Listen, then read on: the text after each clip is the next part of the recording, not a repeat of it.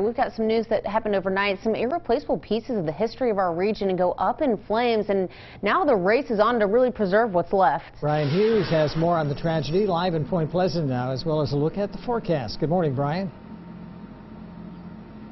Well, good morning to the both of you. Yes, trying to preserve history. I mean, Tiffany, you've been in there for a long time. You've been into the museum and seen some things that aren't going to come back, but there's some stuff that they were able to save. They were. What's really nice about this is that they were actually able to salvage a lot of historical documents that we were able to see in there. They lost some, and as well as a 2,400-gallon fish aquarium. Those fish are actually still alive. They were able to salvage that. The fire started about 2:30 yesterday. And boy, it was just a mess. Yeah. Lots of fire departments responded. We'll get to all the details on that here in just a moment, but I know a lot of you tune in for the forecast, so let's get to that real quick, and I want to show you what's happening right now. Storm Tracker 13 HD Dual live Doppler radar. We are scanning the skies and everything looks good. A couple of sprinkles down in far southern sections of West Virginia.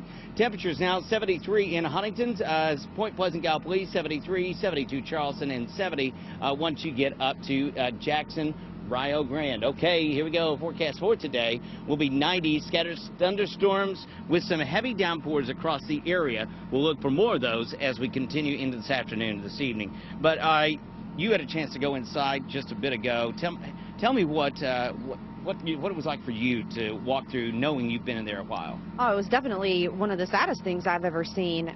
When you walk in, just as soon as you go into the front door, when you look up, you can see through the roof. The flames obviously shot through that.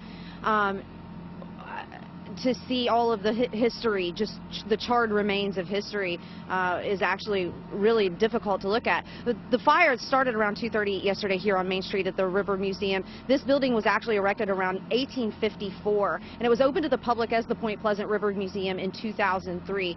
So it's been a devastating kind of loss to this community to see all of what's left. We've got a couple of pictures that we can look at. Yes. And you and I both walked through there, but we took some pictures so you could see it at home, and we want you to look at those. Look at that. That's a right there. That's one of the models for a stern wheeler, just absolutely just destroyed. I mean, as the ceiling came crashing down in parts of there, some things just didn't make it out. Other pictures show some more damage in there. You can see that's some of the glass cases. And you'd see, Tiffany, the reason they're empty was they were able to salvage some of those things. Yeah. So they had the fire department and other folks, they went in there, they knew they could get in there for a bit and take some of that out. But then you see right there, that's where you first come in. That's like the front entrance area, a lot of stuff. Now that's right below where the ceiling was. So absolutely devastating. And it wasn't just a history museum. This is also a place where people get training to be riverboat captains. Yeah, there's and those pieces of equipment, which they come from all inland ports, those are not in good shape. But there you see, there's a lot of documents there that, you know, while they are waterlogged, they can be preserved. We're still going to have to go through and figure some of that out. Coming up in just a bit, we'll talk to Jack, who runs the facility here. As he said, a lot of years went into this, and quickly how things change. So we'll be talking to him here in just a bit. Great. Reporting live in Point Pleasant, I'm Tiffany Lopez. This is Brian Hughes working for you.